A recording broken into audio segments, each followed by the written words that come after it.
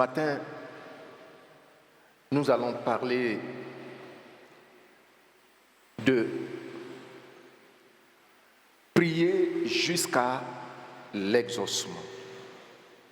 Tout le monde dit avec moi, prier jusqu'à l'exaucement. Encore.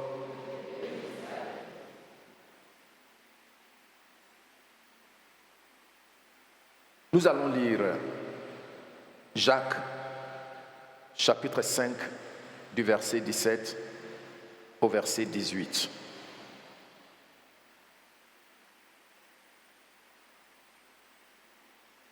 S'il te plaît, si tu peux te tenir debout pour qu'on le lise ensemble.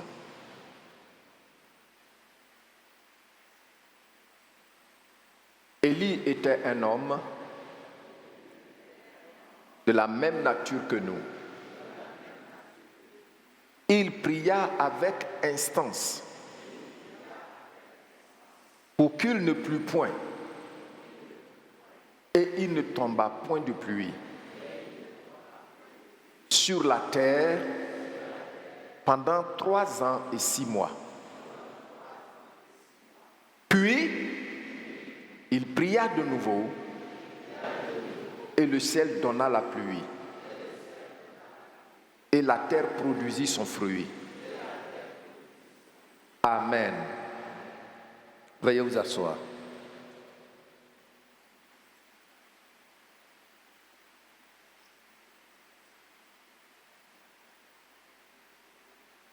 Prier jusqu'à l'exaucement. Que penses-tu de la prière?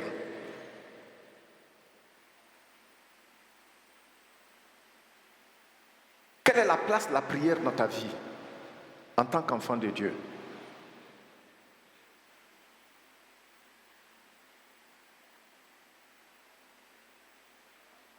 Quelle considération donnes-tu à ce privilège que Dieu nous donne de nous présenter devant sa face? Notre thème s'intitule « Prier jusqu'à l'exaucement ». Quand on regarde bien le thème, on peut comprendre déjà que la prière peut nous demander beaucoup de temps.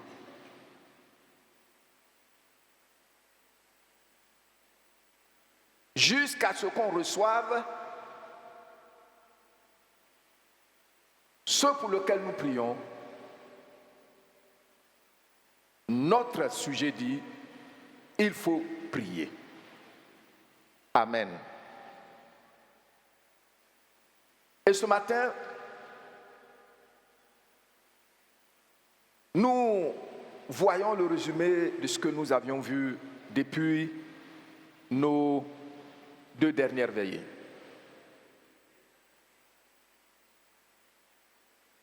Au sujet de la prière, parce que c'est le même thème que nous sommes en train de traiter depuis longtemps dans nos veillées. Prier jusqu'à l'exaucement. Ici, le texte que nous avons lu, c'est Jacques qui en est l'auteur. Et c'est Jacques qui a écrit ce texte-là. Il nous donne l'exemple d'Élie de prier en considérant son exemple. Ce Jacques-là, il est le petit frère du Seigneur Jésus.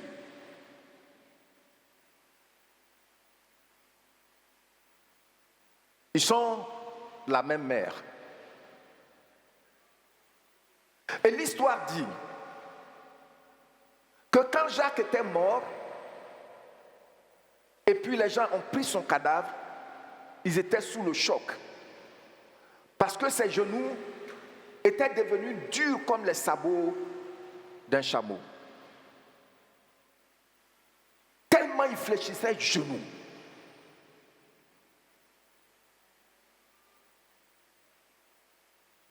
Pour dire que que bien qu'il est le petit frère du Seigneur, quitte à la chair, Jacques, il prenait la prière à cœur. Ce matin, je vous dis que c'est un résumé que nous allons voir. Nous allons voir pourquoi Jacques attire notre attention sur Élie, le prophète. Vous savez que Élie aussi, c'est un homme qui se distingue de tous les autres hommes, comme Enoch, du fait qu'il n'a jamais connu la mort. Il a été pris, enlevé.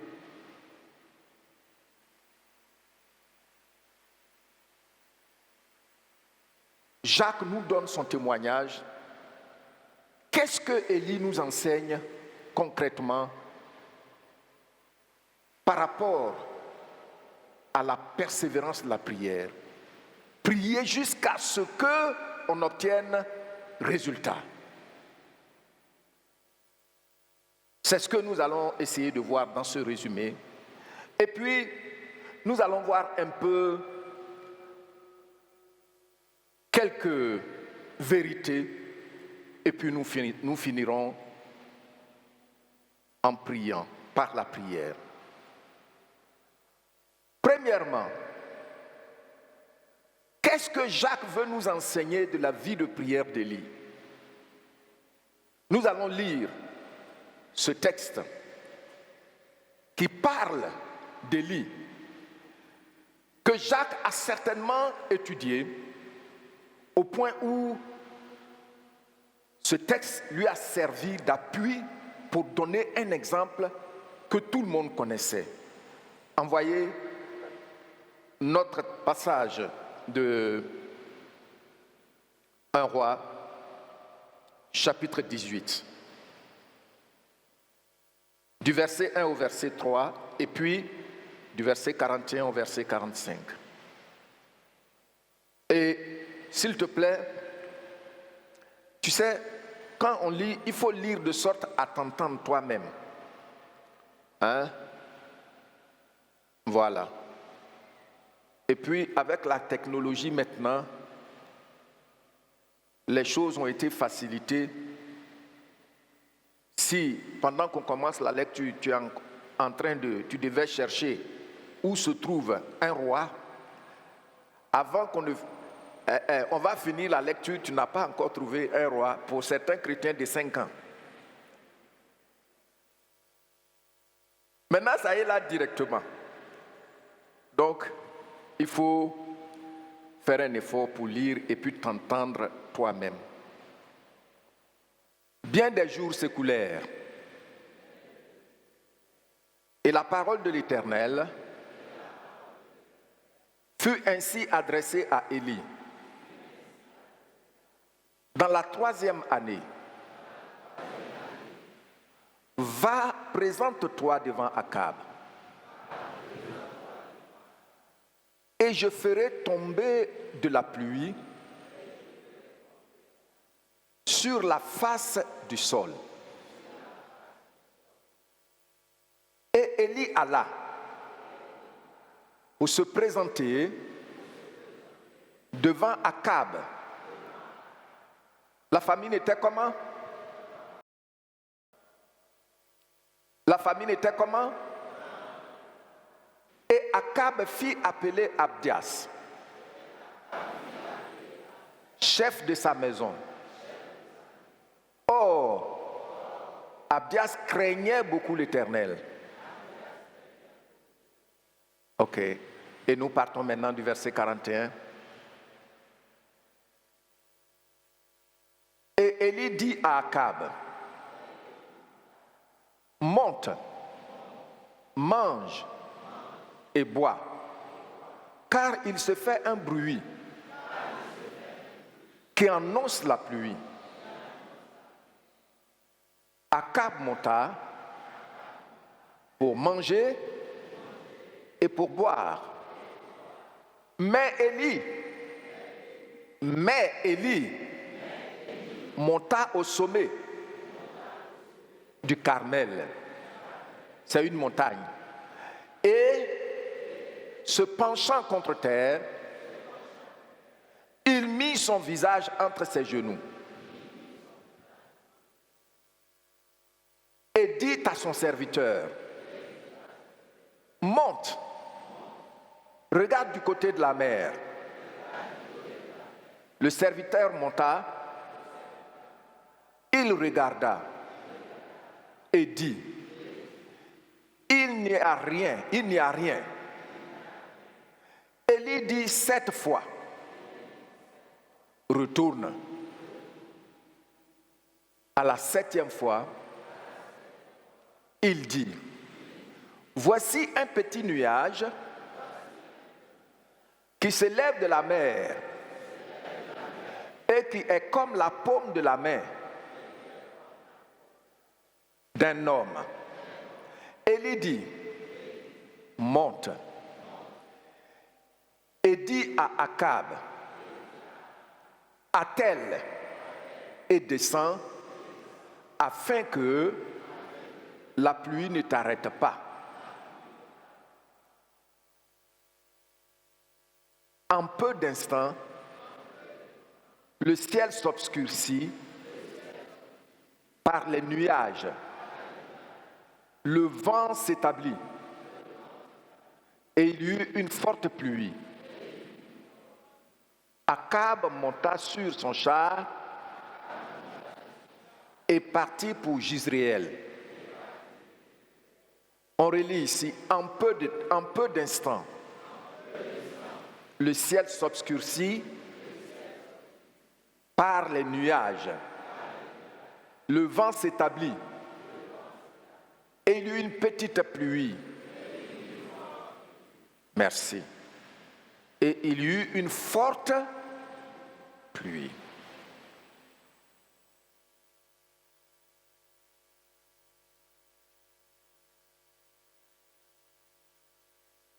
Le peuple d'Israël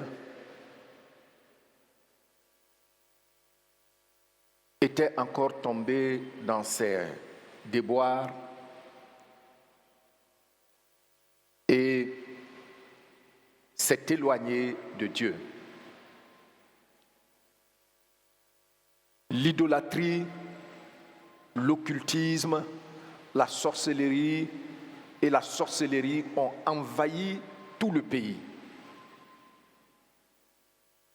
Et l'Éternel qui les a fait venir dans ce pays-là et les a établis était désormais oublié.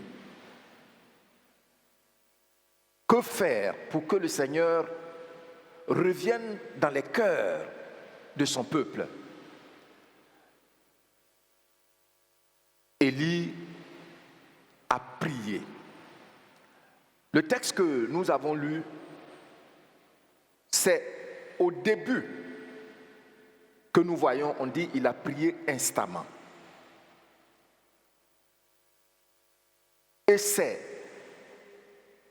il dit il a prié instamment et il a plu. Mais quand on continue la lecture, on voit qu'il a prié instamment, il n'y a pas eu et la pluie, il a cessé de pleuvoir. Mais aussi pour pleuvoir, qu'est-ce qui s'est passé? Il a prié encore instamment. Donc vous voyez. Alors, Élie a demandé au Seigneur d'agir de la sorte pour que le peuple revienne à lui, le peuple se repente de ses fautes. 3 ans et demi, il n'y a pas eu de pluie. Et le texte nous rapporte que la famine était comment? Grande.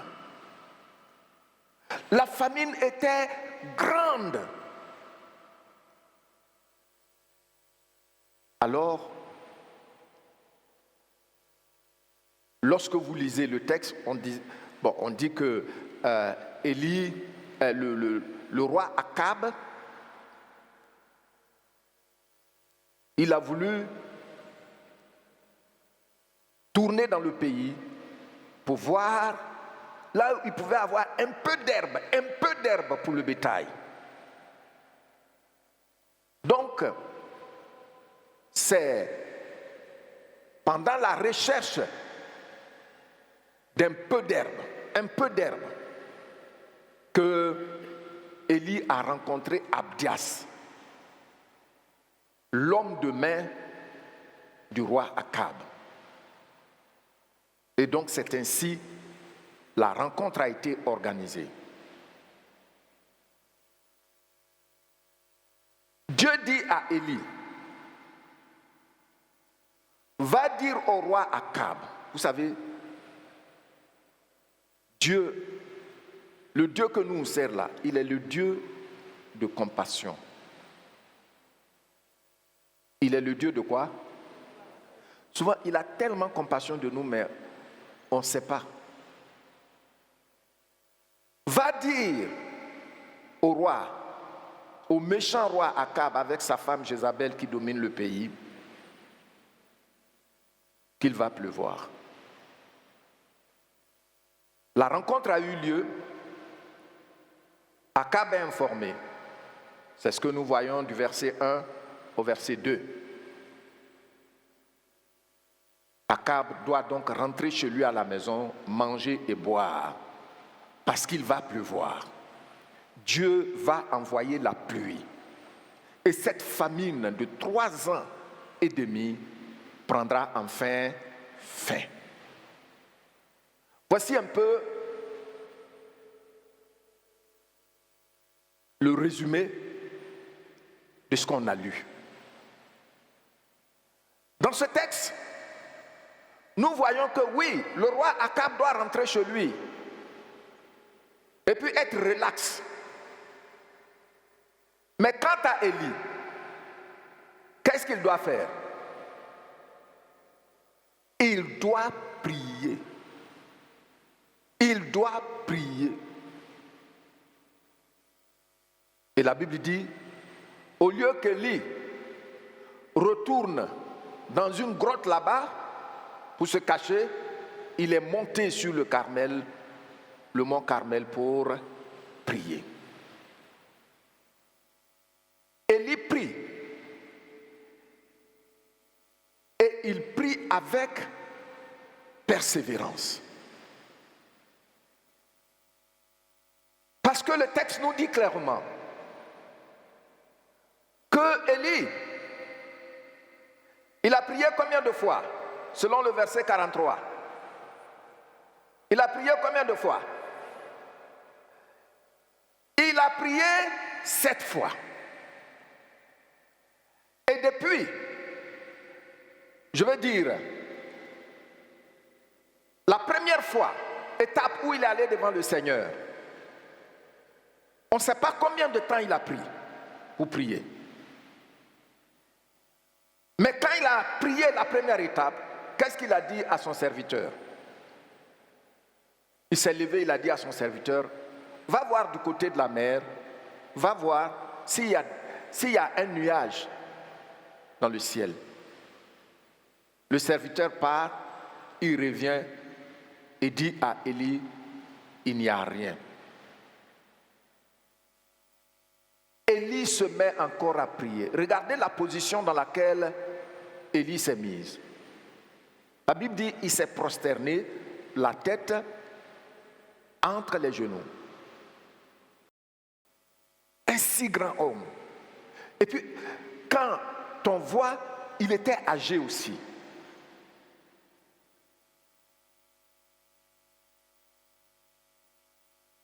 Il prie une deuxième fois. Il demande à son serviteur, retourne voir.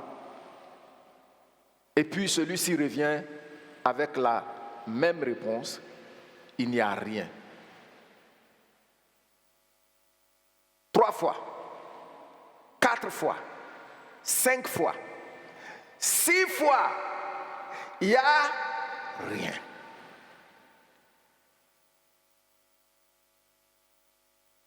Et puis qu'est-ce qui s'est passé?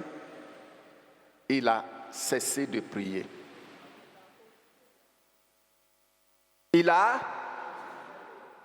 a continué. Et la Bible dit, quand il s'est relevé à la 7e fois, son serviteur, qu'est-ce qu'il est venu dire? J'ai vu un petit nuage qui a la dimension de la paume de la main, qui s'élève du côté de la mer. Le serviteur aussi, il a beaucoup scruté le ciel. Et puis il a vu. Élie a dit, ah, maintenant je peux aller me reposer. C'est ça, non? C'est ce qu'il a dit, non? Qu'est-ce qu'il a fait? Il a continué de prier jusqu'à ce que le ciel soit obscurci de nuages. Et puis, le vent qui annonce la pluie a commencé. Et la Bible dit, maintenant, la pluie a été enfantée. Une forte pluie est tombée sur un sol altéré, assoiffé d'eau pendant 3 ans et demi. Donc, voici l'exemple que Jacques a vu en Élie et qu'il voulait partager avec nous. Cet exemple est que, premièrement, Élie a prié, il a persévéré jusqu'à 6 fois. N'est-ce pas? Et 6, dans les Saintes Écritures, c'est le chiffre de l'homme. C'est au 6e jour que Dieu a créé. Ici, 6, le chiffre 6, qui est le chiffre de l'homme, veut dire que Élie, en tant qu'homme, avec ses forces d'homme, il a prié. Et 7, c'est le chiffre de la plénitude. Et là, il a surpassé l'étape de l'homme, le 6e jour. Nous sommes en train d'apprendre que prier jusqu'à obtenir résultat exige que tu surpasses les limites de l'homme. Entrer dans la dimension de la plénitude. 6e fois, il devait être fatigué. Le corps peut-être ne répondait plus parce que c'est un monsieur qui était âgé. La colonne vertébrale ne répondait plus. Mais il a surpassé ce cap d'homme dans la prière pour entrer dans la dimension où Dieu l'attendait 7e fois. Voyez-vous que bien souvent, on prie un peu et puis on est fatigué. On est fatigué. Et puis, on arrête. Souviens-toi désormais que quand tu es fatigué, c'est là que tu dois continuer. Parce que Dieu t'attend dans la dimension, dans la 7e dimension. Ne t'arrête pas. Continue.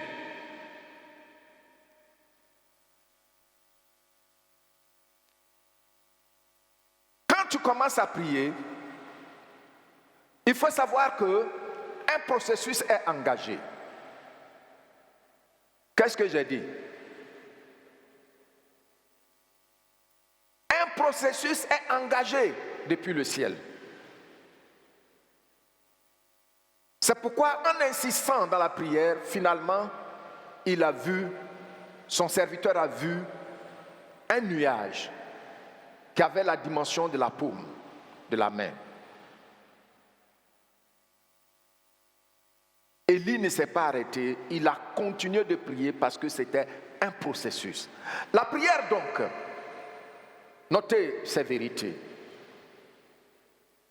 La prière attire ce qui existe, ce que Dieu a déjà accompli dans le monde invisible, dans le règne invisible, au règne visible. Donc quand je prie, un processus est engagé. Élie demandait à son serviteur chaque fois, va voir, et puis il partait. Là encore, nous apprenons une autre vérité, qui est celle-ci. C'est que la foi voit dans l'invisible avant la manifestation visible de ce que nous demandons. Qu'est-ce que j'ai dit? Oui, pourquoi la foi d'Élie voyait la pluie? Puisqu'au verset 1 et 2, on voit dans ces passages-là que c'est Dieu lui-même qui a dit à Élie, va dire au roi que je vais donner la pluie. Donc Élie a la promesse de Dieu. À partir de cette promesse déjà, qu'est-ce qu'il fait? Sa foi voit dans le règne invisible. Voici l'importance des Écritures.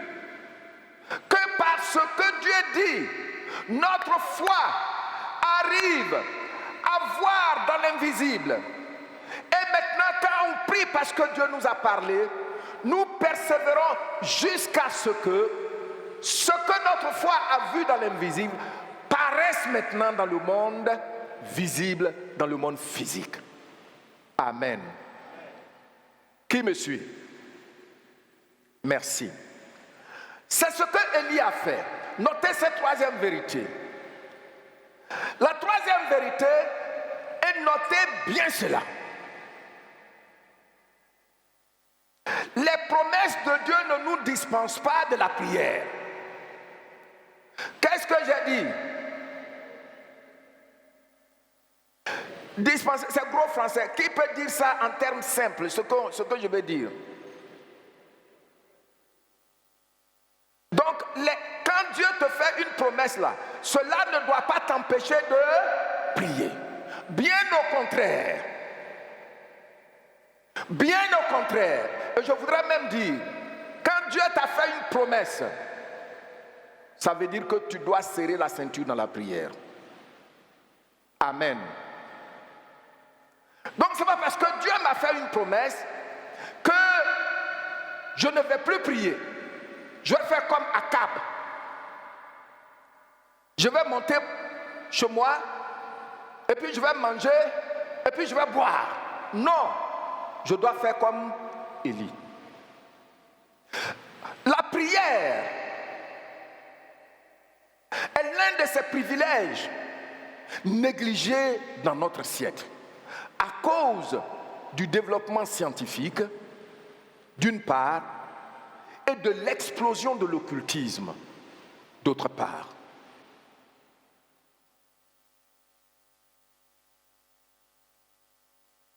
La plupart de ces faux prophètes qu'on voit en Côte d'Ivoire ici, dans cette ville d'Abidjan, ils prospèrent parce que les enfants de Dieu, les vrais enfants de Dieu ne veulent pas prier. Alors ils tombent dans leur piège. J'ai vu sur la chaîne de un de ces prophètes avec des titres.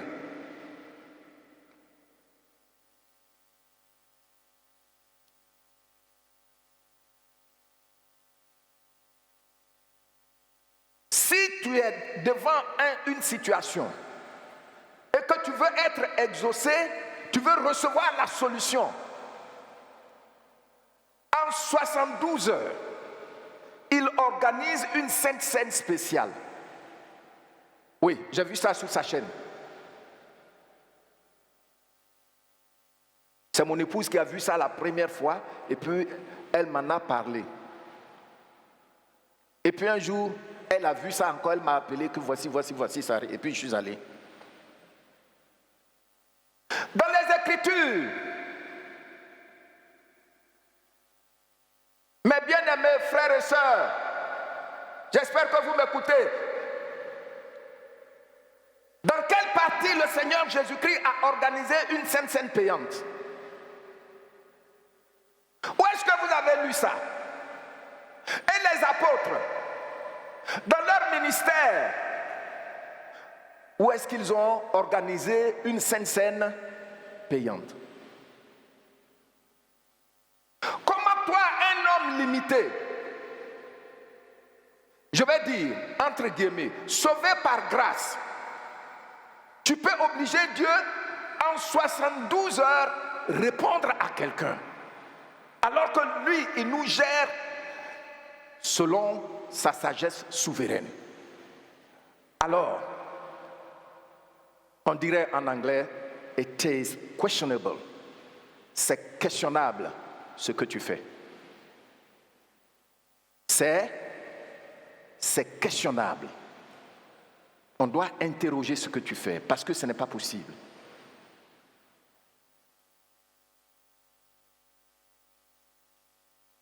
Mais beaucoup d'enfants de Dieu quittent les assemblées où l'Esprit de Dieu est et puis ils s'en vont là-bas.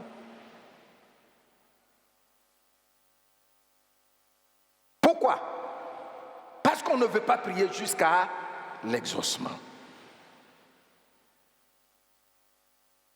La prière est le privilège que Dieu nous donne pour expérimenter qu'il est vrai et qu'il est fidèle.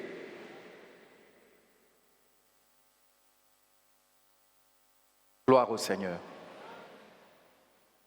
Mes bien-aimés, nous devons nous lever pour prier. Tous ces prédateurs, ça marche chez eux. Pourquoi? Parce qu'on ne veut pas prier. Quand tu vas entrer dans un lieu où ils ont enterré quelque chose, la tête d'un cochon pourri, ou même sous la chair, ils ont creusé un trou, et puis ils ont mis une femme enceinte, et puis ils ont scellé ça. Comment tu penses que tu peux t'en sortir facilement? Tu ne peux pas. Bref, les jours sont mauvais. Tout le monde dit avec moi, les jours sont mauvais. Qu'est-ce que je dois faire? Je dois prier. Les jours sont mauvais. Les prédateurs sont partout. C'est pourquoi les Écritures nous disent, veillez et priez. Les jours sont mauvais.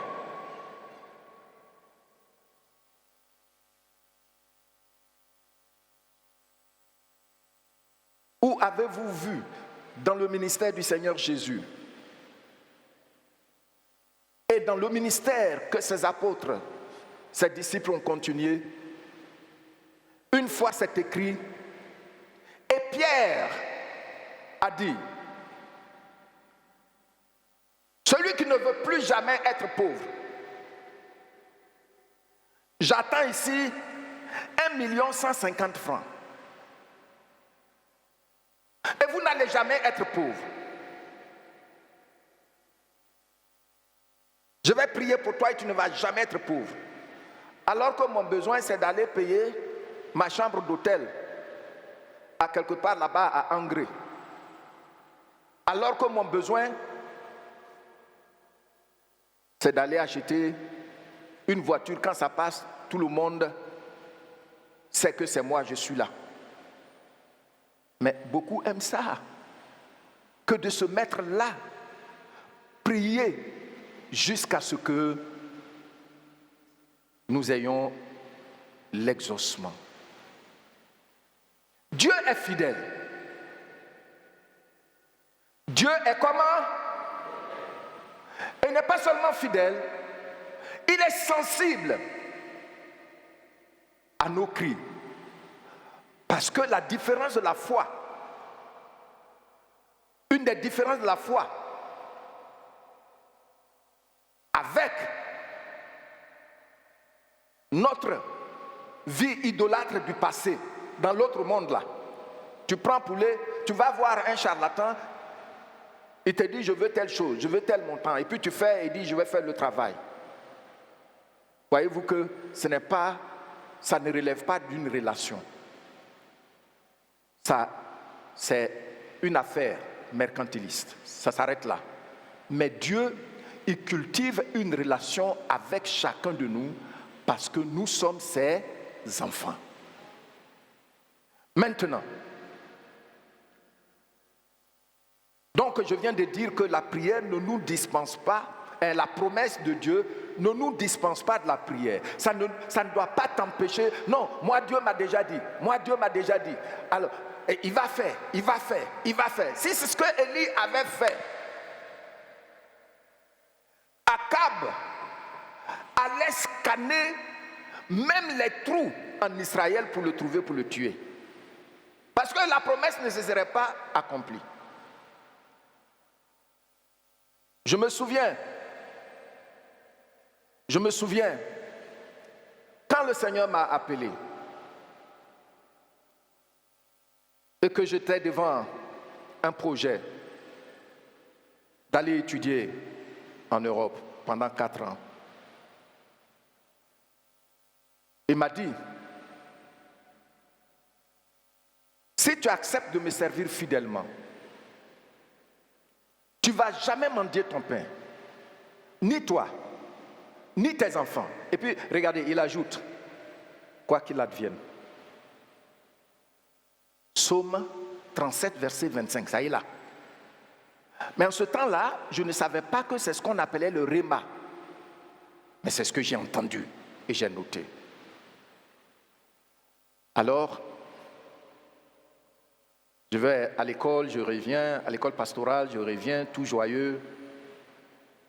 Et puis voici, un jour,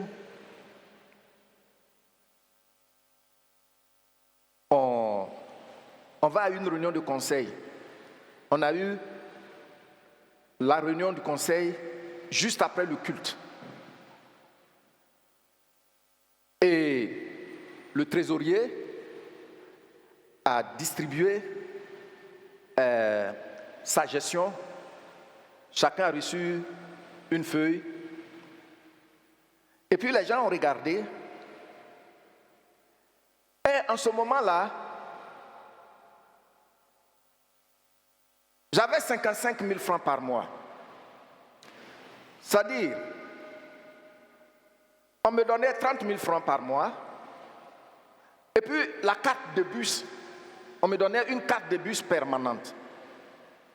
C'était 14 000 et quelques, mais on donnait 20 000. Après, ils ont ajouté 5 000 francs. Les gens ont constaté, moi-même je n'avais pas vu au début, que tout ce qu'on a reçu là, après avoir payé la villa où on faisait le culte, les factures, normalement, ce n'était pas suffisant pour me donner ce qu'on devait me donner. Donc ils ont demandé au diacre, au trésorier, mais comment tu as fait pour que le pasteur soit payé? Et puis il a dit, ma femme et moi, on a trouvé quelque part pour compléter, pour qu'il soit payé. Je vous dis, c'est dur pour moi. Je n'avais pas prévu jeûner ce jour. Et comme souvent, je ne mange pas avant de venir au culte. Ce jour-là, j'ai jeûné après le culte. Quand tout le monde est parti, je suis entré dans mon bureau, je me suis mis à genoux. J'ai rappelé au Seigneur ce qu'il m'a dit avant que je n'entre dans le ministère. Et je vous dis qu'à partir d'un certain moment, j'ai commencé à pleurer comme un enfant. Parce que derrière moi, je n'ai pas de recours. Là où je suis là, je ne vais pas demander de l'argent à quelqu'un. Le Seigneur a fait qu'il a honoré cet engagement jusqu'à ce jour. Donc, j'ai prié jusqu'à à ce que je me mette à pleurer. J'ai dit, Seigneur, j'ai voulu travailler pour être pasteur, comme ça je ne reçois pas de salaire de l'église.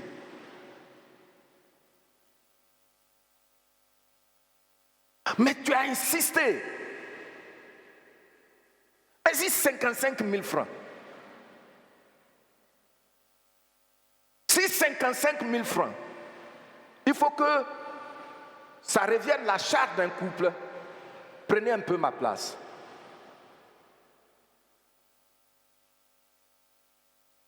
Quand tu es confronté à une situation, souviens-toi de la promesse du Seigneur. Mais quand tu te souviens de la promesse du Seigneur, tu dois aller devant lui jusqu'à ce qu'il y ait réponse favorable. Amen. Ce soir même, je n'ai pas mangé aussi. La nuit, je suis allé prier. Et puis lundi, mardi matin, il y a un frère qui venait, un tonton qui venait nouvellement, qui m'a appelé. Il m'a dit, pasteur,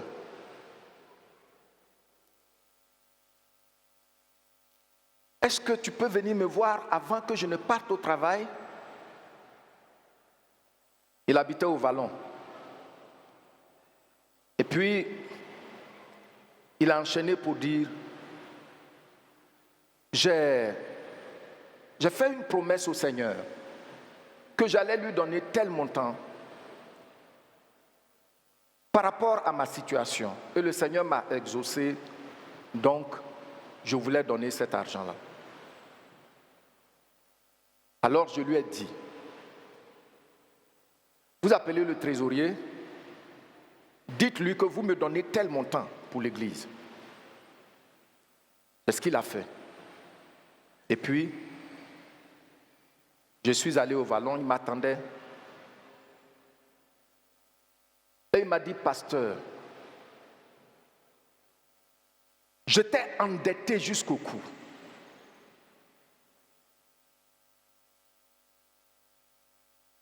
Et dans cette situation, ma tante, elle fait le commerce international. Elle était de passage ici. Et j'ai été la voir pour qu'elle me prête de l'argent. Elle n'a rien dit, elle m'a donné rendez-vous. Et quand je suis parti, au lieu de me donner l'argent, c'est la Bible qu'elle m'a donnée. Elle a acheté une Bible pour moi. Elle m'a dit de lire la Bible, de donner mon cœur à Jésus-Christ, il va changer ma situation. C'est comme ça qu'il est venu à l'église. Et on a pris un bon moment pour prier ensemble.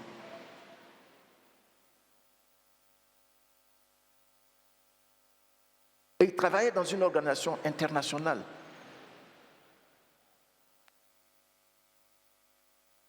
Il m'a remis l'argent. Je suis venu, j'ai appelé le trésorier moi-même pour lui dire telle personne m'a remis tel montant pour l'église. Et il m'a dit effectivement, il m'a appelé. Je vous dis, mes bien-aimés, ça devait être en 93. Depuis 93 jusqu'à aujourd'hui, jamais les trésoriers ont présenté les finances de l'église. Et puis on a dit, non, pasteur, il faut attendre jusqu'au peut-être 2 dimanches ou bien premier dimanche du mois là-bas, on va compléter. Non, c'est fini. Bon, une autre vérité qu'on a vue à la veillée. Si tu as sommeil, il faut te tenir debout parce que tu as déjà fait le sacrifice pour venir ici.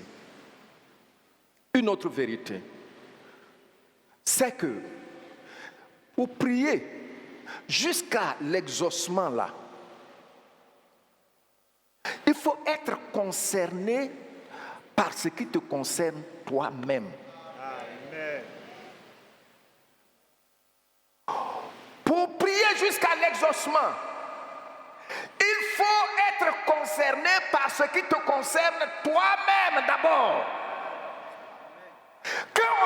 concerné par ce qui nous concerne et qu'on va devant Dieu, Dieu prend ça à cœur. Mais regardez aujourd'hui, de façon lapidaire, comment les gens font. Priez pour moi là. Ah bon? Priez pour moi.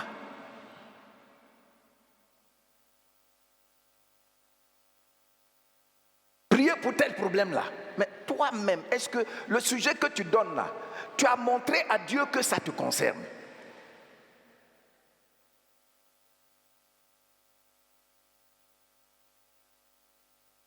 Non. Nous sommes indifférents par ce qui nous concerne. C'est à cause de ça que beaucoup de gens ne prient pas. Ils ne peuvent pas prier jusqu'à être, à se rendre compte que je suis en train de parler à Dieu qui seul peut me secourir. On préfère prendre le temps, aller payer un certain montant à un certain prophète qui va me donner de l'huile. Come on. Come on. Ça va te donner quoi?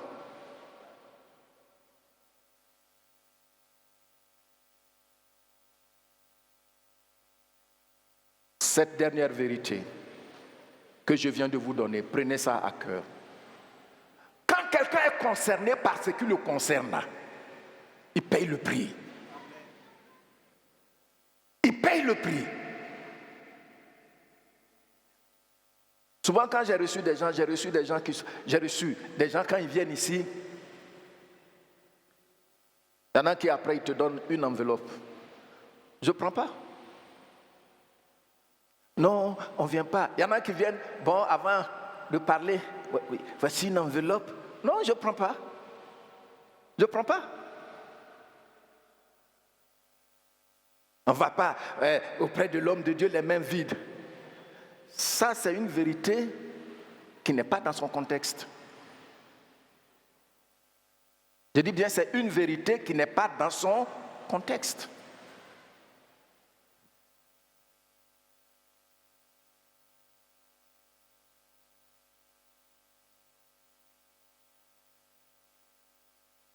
Alors on te donne de l'argent pour dire qu'il faut faire les affaires comme de l'autre côté, quoi. Hein? Tu donnes ce que tu dois donner au féticheur, tu donnes ce que tu dois donner au marabout, comme ça, lui, il fait le travail. Il dit, je fais le travail. Quel travail? Alors que toi, maintenant, tu es en relation avec ton Père. Se promènent partout. Vous voyez les gens là, ils ont des prophètes particuliers qui prient pour eux. Or, tu dois prier jusqu'à ce que Dieu voit que tu es concerné par ce qui te concerne. Et ça s'exprime, ça se voit. Je vous ai dit, j'ai prié un moment, j'ai commencé à pleurer. Comment?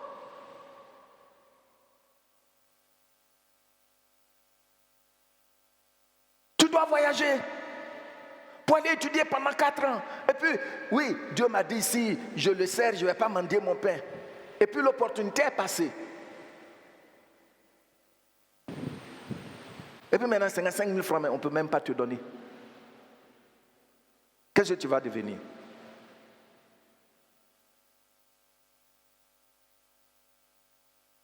Mais bien aimé, il faut prendre ce qui te concerne à cœur. Amen.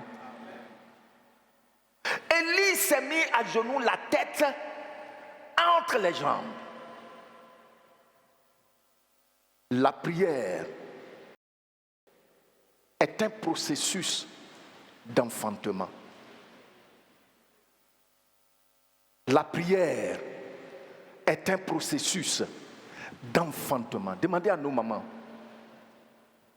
quand elles nous mettent au monde, comment elles souffrent.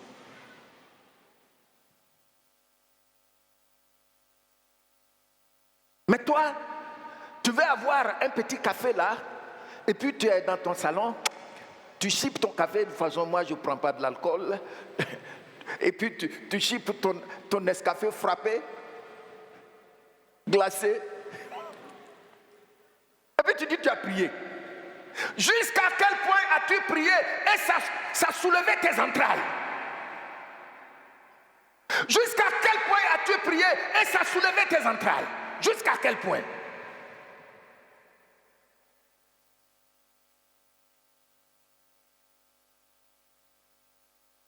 Qui me suit? Tu es béni au nom de Jésus. Je vous ai donné le témoignage de ma guérison en 1988, en 87. Mais ils m'ont dit que j'allais mourir. Ça fait que jusque-là, j'ai gardé tous les examens. J'ai tous les examens jusque-là. Ça fait combien d'années? Et là, bien qu'on était des baptistes cessationnistes, fondamentalistes, je vous ai déjà expliqué ça. J'ai repris les Écritures. Comme Jésus n'a pas changé, qu'est-ce que j'ai fait? Tout ce que je lisais, c'était les évangiles. Quand je vois qu'il a guéri quelqu'un, je lui disais, Seigneur, guéris-moi. Je me suis enfermé dans la chambre pendant une semaine. Un moment, j'étais concerné maintenant. Je ne vais pas mourir jeune. Je ne vais pas mourir jeune. J'ai certains de mes frères qui sont morts jeunes. Et la Bible dit, ce que la Bible dit là-dessus. Pourquoi veux-tu mourir avant ton temps, mon fils? Pourquoi? Mais ils sont là, les spécialistes, le spécialiste, le spécialiste. Le spécialiste, lui aussi, il cherche un spécialiste. Hein? Le Seigneur, au travers de Salomon, dit, mon fils, pourquoi mourrais-tu avant le temps? Pourquoi? C'est pas normal. Je me souviens, j'étais chez mon grand frère, et puis, il était inquiet. Souvent, il venait ouvrir la porte, il me voit à genoux, il ferme tout doucement, et puis un jour, mon pasteur est venu, parce que toute la semaine, il ne m'a pas vu, et il dit, mon grand frère lui a dit, il est là, hein, il semble qu'il devient fou là. Oui. Et Dieu m'a guéri.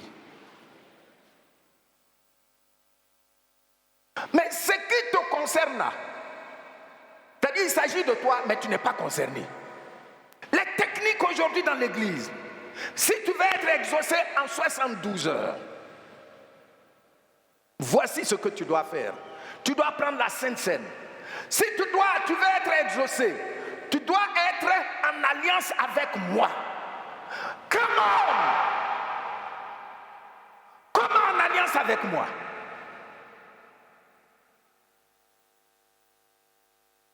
Oh, on donne les médailles aux gens et puis tu achètes telle médaille et puis tu dors avec ça. Au lieu de dormir avec la parole de Dieu dans ton cœur, avec la promesse du Seigneur, allez à genoux. Hein? Vous pensez que Dieu, il est trop pauvre pour te donner? Non. Il est trop faible pour te répondre? Non. Mais on ne peut pas changer, lui, ses dispositions. C'est à nous de nous aligner. Priez jusqu'à l'exaucement. Quand tu pries, à un moment, tu te rends compte que tu dépends de lui. Il veut voir ça. On a déjà vu ce cas spécialement avec la veuve dans Luc chapitre 18, du verset 1 au verset 11.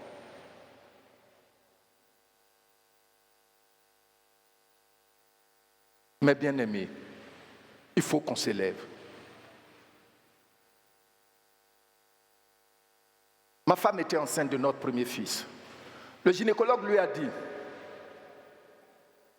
le fœtus va tomber.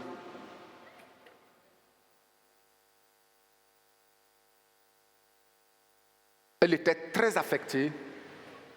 Elle est venue, elle m'a dit que le gynécologue m'a dit que le fœtus va tomber et qu'on doit enlever ça. Donc, je dois t'en parler. J'ai dit non, ça ne va pas tomber. Parce que Dieu m'a dit. Vous voyez, nous les baptistes là, quand on dit Dieu m'a dit, je peux te montrer où il m'a dit ça.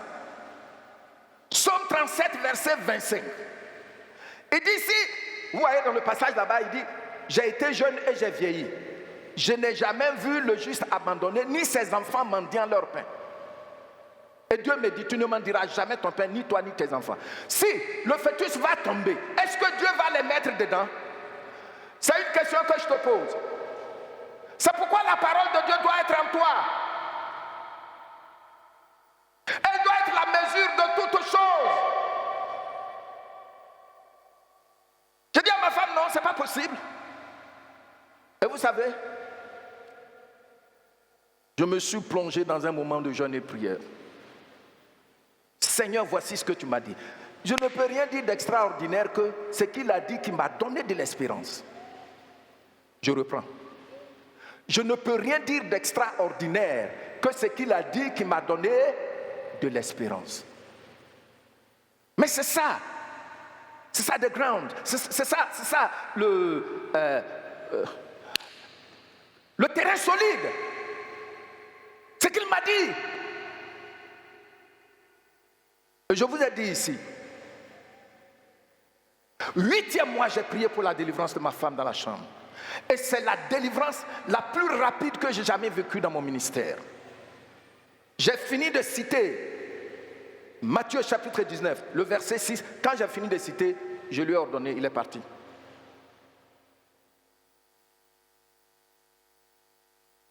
Quelqu'un est entré dans mon bureau, dans ce mois même, à la maison, et puis il a vu une de mes photos, et puis il m'a dit, ah, pasteur, je pensais que c'était ton fils aîné qui est là. Et je lui ai dit oui, que souvent même quand les gens voient notre photo de mariage là, les gens disent, mais on dirait le fils aîné du pasteur. Regardez un beau cadeau comme ça, le diable allait souffler ça. C'est fini. Puis on va dire que ça arrive à tout le monde, ça arrive à tout le monde. Est-ce que toi tu es monsieur tout le monde? Est-ce que toi tu es madame tout le monde?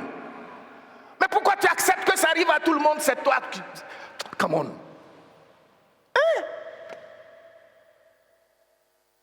La Bible dit que Dieu nous fait du bien pour que nos bouches ne soient point fermées. Il te fait du bien, il te fait du bien, il te fait du bien. Comme ça, quand nous venons là, ce n'est pas publicité. Mais tu ne veux pas prier jusqu'à ce que ton cœur soit vraiment touché, que ce que tu es en train de lui demander là, tu es concerné.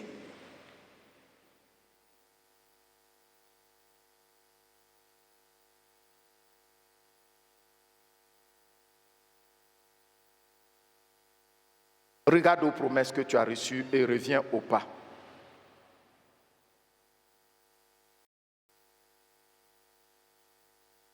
Plus tu pries, demande au Saint-Esprit de te donner le discernement.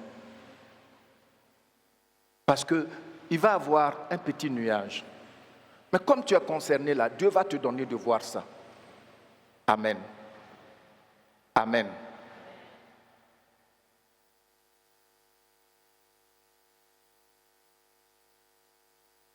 Mais bien aimé, tu n'as pas besoin de te nommer, disons, de prendre l'étiquette de charismatique.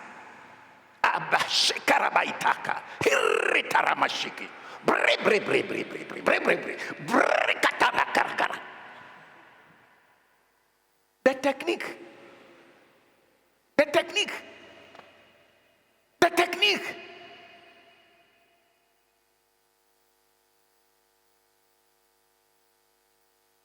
Il m'est arrivé plusieurs fois dans le sommeil. Je suis en train de prier pour un sujet. Et souvent, mon épouse se réveille. Après, elle me demande, tu priais pour qui? Mais ça ne te tient pas. Comment le Saint-Esprit même va prendre ça pour monter au ciel? À cause de ça, tu fais des techniques. Tu Tu cours ici, tu cours ici, tu cours ici, tu cours ici. Tu penses que c'est là que se trouve la solution? Le Seigneur dit, entre dans ta chambre, ferme la porte. Il est où? Il est où? C'est ça. Il ne va pas changer ça. Tu as compris? Est-ce que tu as compris? Quand tu quittes ici, va avec cette paix. Il est là dans le lieu secret. Il t'écoute et puis qu'est-ce qu'il ajoute à la fin? Et il te le rendra. C'est ce qu'il a dit, non? Il va te rendre quoi? Ce qui te concerne. Amen. Amen. Dieu agit avant que cela ne soit visible. Dieu agit. Dieu, il respecte les petits commencements. Continue de prier.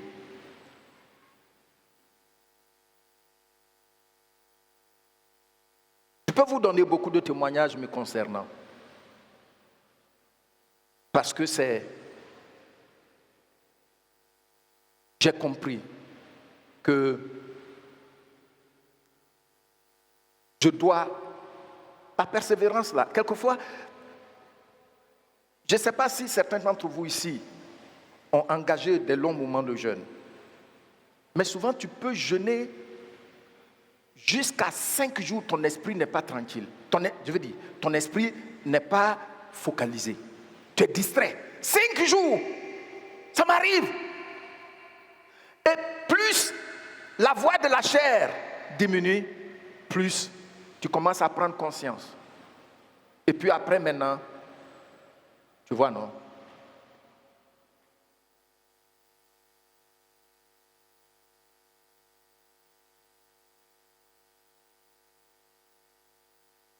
Alors je veux t'encourager. Je sais qu'il y a quelques résistances d'un péché quelconque. Vas-y, ne t'arrête pas à la 6e prière. Ce péché cet esprit-là va prendre la fuite. Il peut y avoir des blocages dans la vie professionnelle. Il peut y avoir des gens d'oppression. Il peut y avoir des retards dans ta vie. Il peut y avoir des luttes intérieures. Mais tout ça trouve sa réponse à genoux devant le Seigneur. Amen. Amen.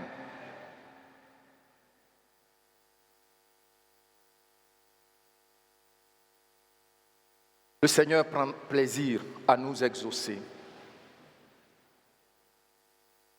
Il prend plaisir à nous exaucer. Le message central pour terminer, dans tout ce que nous avons dit, c'est que nous voyons que Dieu avait déjà prévu la pluie. Il a donné la promesse. La pluie, dans le règne invisible, est déjà prête. Mais, il attend que tu pries jusqu'à ce que la pluie descende. Amen. Amen. Il attend que tu pries jusqu'à ce que la pluie fasse quoi? La pluie descende. Écoutez, il faut quitter. Je veux parler particulièrement à ceux qui ont fait des études universitaires, des études académiques. Il faut quitter cette philosophie rationaliste. Non, il faut quitter ça. Il faut laisser ça. Il faut laisser ça.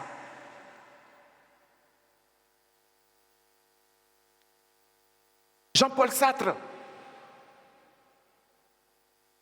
lorsque tous les penseurs de l'Europe s'étaient retrouvés pour faire un bilan sur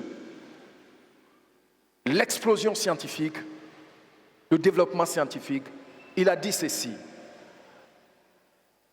Il est vrai que nous avons contracté le temps et l'espace, mais il faut reconnaître que la science est encore loin de répondre aux vrais problèmes de l'homme. Le jour où j'ai lu ça, on dirait qu'on a enlevé un poids sur moi.